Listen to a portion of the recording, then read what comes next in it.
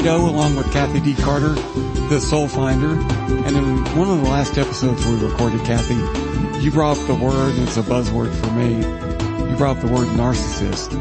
And you weren't even talking about narcissist, you just said the word in answer to another question I had. And I thought, you know what, Kathy would be great to talk to about narcissist and get your thoughts as a spiritual healer and as a human being about narcissism. Well, yes. And what I was saying was that empaths are prey for the narcissist. And even more so, an empath that doesn't know they're an empath. So you may need to refer to our talking about empaths to fully understand what I mean by that. But a narcissist, I have a lot of trouble with labels. Mm-hmm. And I know that they're necessary in order for us to communicate, for us to relay information. And I understand that when someone works with large groups of people, there is a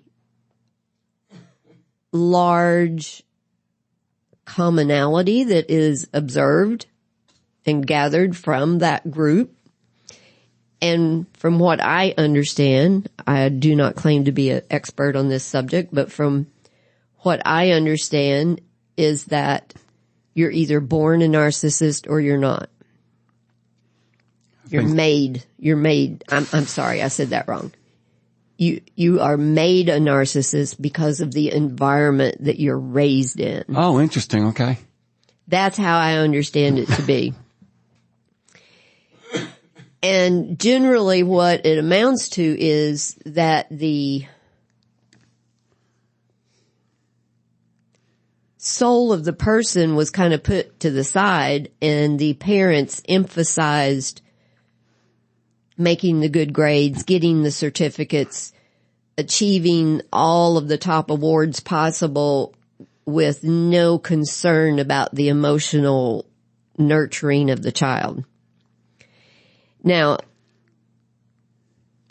I also lived with a narcissist for 16 years, unaware that that's what was happening. Okay, a diagnosed narcissist or someone that you just knew was a narcissist? Do you understand my question? Yes. No, I don't think he never went to the doctor. He'd never been diagnosed, no. But when someone fits all the characteristics, you got a pretty good idea you got one. Mm-hmm. Oh. Yeah, he was. Because we did go to a counselor. He went 2 times and would not go back. And she told me. And he was a pathological liar. Yeah. Which is a characteristic. Probably goes hand in hand sometimes. Does. Mm-hmm. So here's some of the characteristics of a narcissist. Please. And we can go from there. Self-centered. Okay. Their needs are more paramount than your needs. Of course. They tend to have no remorse for a mistake or a misdeed. They are very undependable and unreliable. They'll say they're going to do stuff and they never do it. They do not care about the consequences of their actions. They project the faults onto other people. It's never their fault. It's always something else. It's your fault. Insensitive to your needs or your feelings. They have, out in public, oh my goodness, people think they're the most fantastic person on the planet. They know how to impress and exploit others. They have a very low stress tolerance too, and they're easy to anger and rage when they're behind closed doors. They manipulate people for their needs. They get you. They know how to manipulate people. Excellent. And they know how to get you to do what they want you to do without you even knowing you're doing it. I wish I had that ability. It's not a great quality. Yeah, but it'd be fun to have for a while. They twist conversations so that it works in their behalf. Okay, I can do that. And if they get trapped, they'll just change the subject. Yeah, I never get Or trapped. get angry. They're pathological liars. I mean, they lie all the time to the point where they believe their own frickin' lies. They have a tremendous need to control situations, conversations, and others. They have no real value. They're mostly situational. They're often perceived as caring and understanding, but that's what they use to manipulate you. They're angry and they have lots of moods. They use sex. Oh, that's a big one. They use sex to control. If they know you like sex, they'll withhold it, even if they want it, because they know that will control you.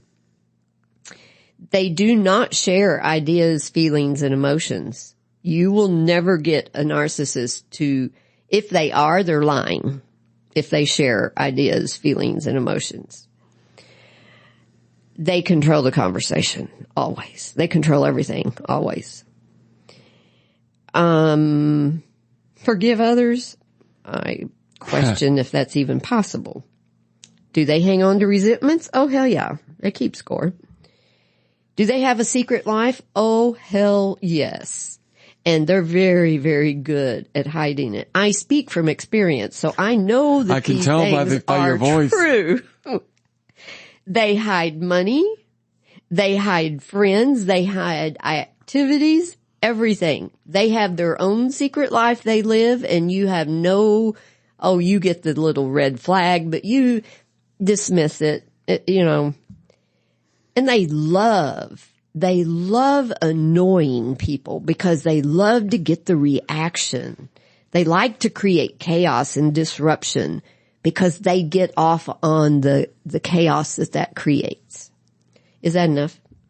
Yeah, that's enough. And like a lot of times with your podcast, this happens where I make it about myself. That's okay. But it's very interesting to me because I've been accused of being a narcissist, believe it or not. Have you? And I think, just a couple times. How many of those fit you?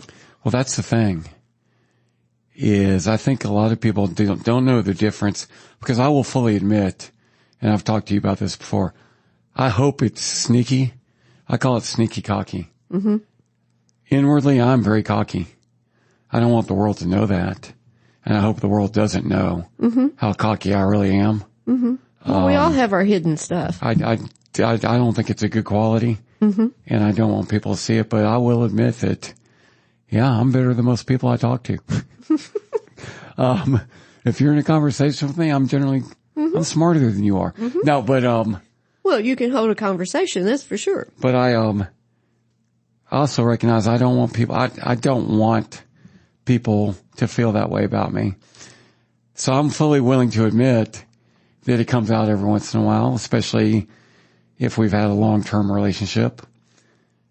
But there's a difference between being cocky and being a narcissist. Oh, and I've gone over that list with the two people that called me narcissist. And I'll be honest with you, there was one or two qualities in there. Of course. That I can twist a conversation.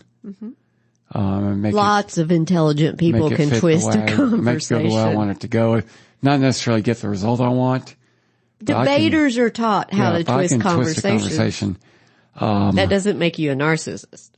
But when we went over with them one by one, and there's always a woman that would, both. Of course. Both times are women. I think women go overboard. They just start name calling.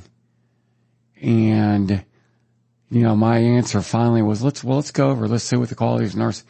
So let's go one by one, because I already knew what I was getting. That's twisting the conversation. Well, yeah, I knew the answer to the question. I'd already, because believe me, I looked it up to make sure that. Well, of course you had. Anyone's curious that cares. And when you go through those qualities, it's the narcissist that won't look them up. I was able to look at these individuals straight out. So let's go one by one. Okay, number one, do you still have the list? I think so. Hang on. Because I was able to say on most all of them, not only am I not that way, I'm the complete opposite of that way. Self-centered. And no remorse for mistakes are the first two. That's okay. There's no one that could ever say that I'm self-centered. Right. I'm the complete opposite of, so I'm able to twist the conversation maybe, and look at the individual female who's calling me narcissist and say, look, not only am I not self-centered, I'm probably one of the most selfless people you'll ever meet. Exactly. Which is sneaky cocky. Okay. Maybe. But it's not with the intent of damage. Yeah. It's not with harmful intent. Yeah. It's more with playful, I need a little excitement today. Let me do this. Yeah.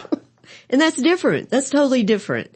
And you do it with people that you know can handle it. You don't do it to harm. Well, in these cases, I do to defend myself. Well, in that. And pretty much, I'm able to go pick out another one. Or what are you laughing at? Okay, so I have been given permission that I can read. Oh, awesome. Okay. But let's go through a couple more. I'm just going to skim down. Yeah, just randomly pick one out. Let's see. Does not care about the consequences of his actions. Oh my gosh. In little, if any, conscience. Go ahead. Once again, the exact opposite. I know. I know you. I lose sleep if I think that someone feels that I've done them wrong. That's because you're an empath. So not only do I not exhibit that, I exhibit the exact opposite of that. Exactly. See, an empath, like I said before, I want to make sure people heard this. A narcissist will not go look up the list of narcissistic characteristics to see if they are or not. A person that is not a narcissist will go look them up to make sure they're not one. And I'll fully admit that there are a couple things on there that I actually said, I responded to you saying, well, I kind of wish I had that ability to manipulate people. Yeah, that'd be nice to be able to do every once in a while. I can go down this list and know it's not you. I mean, insensitive to needs and feelings of others. People are to be manipulated for his needs. Rationalizes easily. That's the twist. But I think that, what you're pointing out, what we're pointing out, or at least what I'm trying to point out, is more of a healthy thing. That if you're in a relationship and you're having issues, you can't address the problem until you are able to recognize the problem. The awareness. And if you recognize something, if you wrongly identify, you could really screw things up. And I think it's very easy to be in a relationship with someone who's cocky and call them a narcissist, and you're wrong. There's, a cocky person may exhibit a little bit, but there's a big difference between being cocky and being a narcissist. Oh, yes. Yes. And when you're dealing with people, that's a very big distinction that you've got to figure out you're dealing with. Because if you're dealing with someone who's just cocky, that's one way. If you're dealing with a narcissist, from what I've heard, more than likely, you might as well just give up. Yes. You should. Yes. For where I'm at today and what I believe is you do not want to confront a narcissist unless you have had coaching from a narcissist professional that tells you how to go about it. Even if they will tell you how to go about it, because they may tell you not to confront them. Now, what's the example you have? Okay, so I have an example here that I've been given permission I can read. To set this up for you, this is a young female in her 20s, very intelligent little girl. I call her little. She's not little. She is very independent. You couldn't ask for a better person. She's got a huge heart. She's an empath. And through circumstances of her life, she was left with her dad for a lot of years. Her brother, on the other hand, was with mom. And they were in different states. So we have this situation. She finally got away from him and went back to live with Mom because it was just so extreme she couldn't take it. It was his birthday the other day. And she didn't want to not tell him happy birthday, but she didn't really want to either. So she texted him happy birthday. And here's the response that she got. Bear with me. It's a little long. It starts off with, my day would have been much better if I was able to actually speak with you. If we, your family, were able to hear voice and listen to your stories. But unfortunately, your journey to self-love, quote, does not include us. We would have loved to talk to you and felt that you actually cared about any of us, but ultimately you don't. Not ever. Not even on my 50th birthday. So no, I did not have a good day. I was able to talk to your brother, which I loved and meant more to me than any present. And I would take that gift every single day of the week. Thank you, brother. But I did not hear from you. We did not hear from you. Again, we never hear from you. We do not feel loved that you thought to send your dad a text message on his 50th birthday at 10:30 p.m. She had worked all day long and had forgot, and then she sent it. We feel forgotten. We feel absolutely unloved. Like I said, bear with me, this is long. I think that is exactly what you want us to feel. But just like any extreme pain felt over a long period of time, we are becoming calloused about you. And we are tired of your behavior. This hurts. You hurt. And I and we are tired of the pain that you are so proud to cause. We have been more than patient. What do you want from us? Do you want to be part of our family or not? And by the way, she's answered that question like 3 times. That no, it's okay. She doesn't have to be part of it. Now, do you think that was from a narcissist? Yeah, I think that's from a very unhealthy person. A 50-year-old dad. Yep. And as you're reading that, I wasn't thinking narcissism, so that's why it takes me a little longer to process it. I was thinking about how I would respond to that if I responded to it. How would you respond? And if I was going to respond, it would be, Dad, do me a favor. Take your phone into the bathroom, stand in front of the mirror, and read your response. And then ask yourself this question as you're looking into the mirror. Why in the world would my daughter ever want to text me again if that's a response she's going to get? Because wouldn't faze a narcissist. They don't have a conscience. They don't feel responsible for their actions. And no, and I'm going to walk you into it because you're right. Because if I'm the dad and I get the response, even if I am hurt that I didn't get the timely text that I wanted in the perfect way that I wanted, I got a text. If my goal is to repair, then the text I just responded with was completely wrong. Sure isn't going to repair anything. And it's something that, Frito, that I try and fail at. Whenever I make a decision, before I make that decision, my first thought is, what is my intended outcome? What do I want to happen after I send this text, or after this, whatever action I'm going to choose to make? What do I hope happens? That is excellent. That is very good advice. And I start from the end, and I'm not the only one. But, oh my gosh, that dude, and I'm going to lead you into the narcissism, he doesn't care if his daughter ever texts him again. He can say all he wants. Mm-hmm. But by his actions, he didn't care. She's an empath and learned to navigate this man for years by herself with no one else in the household. Mm-hmm. And what empaths do, they learn to read the person, so they're tiptoeing constantly so as not to anger or set the person off. They're constantly striving to be perfect so they can't be chewed out or told what they did wrong.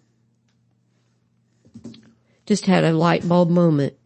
That's exactly what is going on with another client I have. Huh. That's exactly what's going on. Let's give her a call right now and tell her.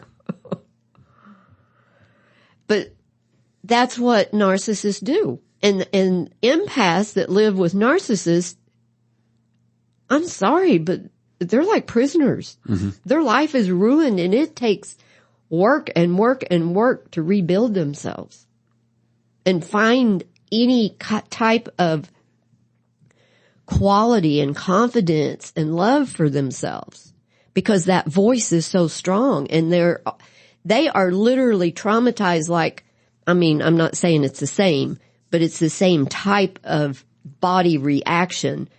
They have the same kind of responses like a person that's in war, where they're in active bombing all the time. The empath becomes that kind of person inside. They are constantly on alert, mm-hmm. constantly surveying the environment, constantly looking for what's going to fall next to cause them trouble. See, that's where, in previous episodes, you've kind of brought it up just now too. You've got to kind of try and take control. And to be honest with you, in all honesty, where I'm at right now, I'm probably not even replying to that text. Well, she asked me, she said, what do I do with this? I said, I got to sit with this. Yeah. I said, I haven't seen something like that in quite some time. And I said, there is no question that he's a narcissist. And honey, I don't even think you need to respond. I mean, if it makes you feel better to next year when it's his birthday to send him a text saying happy birthday, send him a birthday text. If it makes you feel better, and don't care about his response. Mm-hmm. Don't worry about his response at all, right. Because you know what? His issues are his issues. Don't make them yours. Yes. And I know that's hard for a lot of people to do. It is. And especially a child that's just craving for parental attention and love and support that they never got. Yeah. Because that's deficient in their emotional makeup. Yeah. But look, I've got enough to deal with on my own. I don't need to take on your problems. Well, and wonderfully that this particular person is very much working on healing, mm-hmm. because the other empath that doesn't just goes to another narcissist. Yeah. And they just continue the path. That's exactly what I did. I had 3 marriages right off the bat, and 2 of them were narcissists. It's interesting to me, and I'm smiling when I say this. Mm-hmm. I don't know if I've ever come across a situation where a man has called a woman a narcissist. Oh, I have. Okay, I figured you had. Mm-hmm. And I'll tell you what I think about it, and then you can respond. Mm-hmm. Is I think it's because most men don't really care. I'm pretty sure, well, I know for a fact, and I hope she's not listening right now, but I can have a relationship with a narcissist because I can kind of turn it off pretty quickly too. Mm-hmm. Well, that's what happens. There is the one coping technique where the empath will just shut down. Yeah. And I don't necessarily mind. I think I may be talking out of my ass right now, to be honest, because I don't know if I'm telling the truth. I think part of, and it may be a weakness, is I can deal with a narcissist because I just don't care. It's not going to bother me. Right. It's not. You're not seeking any type of approval. I mean, yeah, I've told people before, well, for example, drinking. Mm-hmm. That, hey, your drinking isn't a problem with me until it becomes my problem. Mm-hmm. Until it starts impacting me. Right. Then it's a problem. Or, heck, I'll be very honest with you. Back before I got married, I dated a lot of different women. And one of the womans that I dated, I was in my 20s, and she regularly did did drugs, did some cocaine and stuff. And I was okay with it. But one night we'd only dated for like three or 4 months. And I don't know what this has to do with what we're talking about. It's okay. It's important. But I was at her place, and when we started dating, her best friend was out of the country. Her best girlfriend. Well, the night that she got back into the country, she decided to surprise her friend. I happened to be at the apartment. And they called her drug dealer to get some coke. And at that point, I wasn't mean or anything. But I said, hey, you guys have a blast. I'm going to go back to my place. And her friend said, I thought you told me he was cool with this. And I said, hey, what you guys want to do is what you guys want to do. But I can't be here. You know, I'm not going to put myself in a situation where other people can see me at an apartment, especially if you've got a drug dealer coming. Y'all can do what you want, but I'm not going to be a part of it. And that's kind of the example that if your narcissism is your own, that's fine. When it starts impacting me, that's where I have a problem with it. And so maybe that's a weakness I have, that do what you want till it bothers me. Well, no, I wouldn't call that a weakness at all. I would call that part of your ability to be the creator of your life, because you're able to say, no, that's affecting me now, and I get to say what happens with that. That's holding your power and standing in your power. By the way, the next day, to end that story, the next day when I called my girlfriend, I told her, I said, look, you need to be careful, because I saw that drug dealer when he came into your parking lot. And if I was your neighbor, I would have just called just on the basis of what he looked like.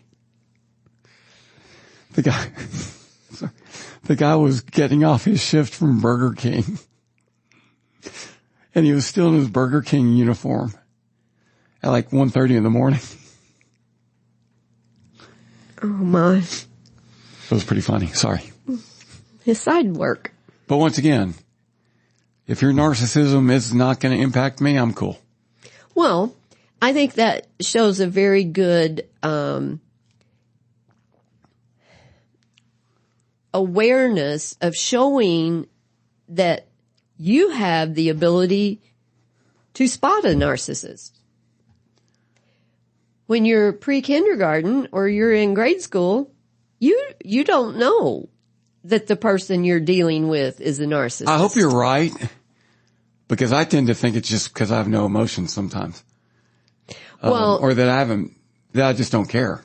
Well, no, it's not that. You're not what I think, that you're not caring, that you don't have emotions, those phrases you use. Those are what I would call the protection pattern. It's a repeating pattern of behavior that as a child you put into place to stay safe and to live. Okay. And you just haven't figured out how to undo those yet. You're still using them. Okay.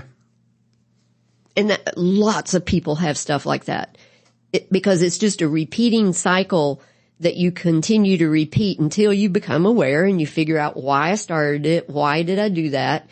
But it is a protection. It's a protection that helped you live. You know what? Once again, love doing these episodes with you. I think you may have hit on something there. Mm-hmm. That's very common. And I was going to say, I'm probably nowhere near alone in that. Not at all. That's very common. It's a way that the human body also helps us, because it knows that the child's mental, emotional, spiritual, physical state is not able to deal with what's taking place.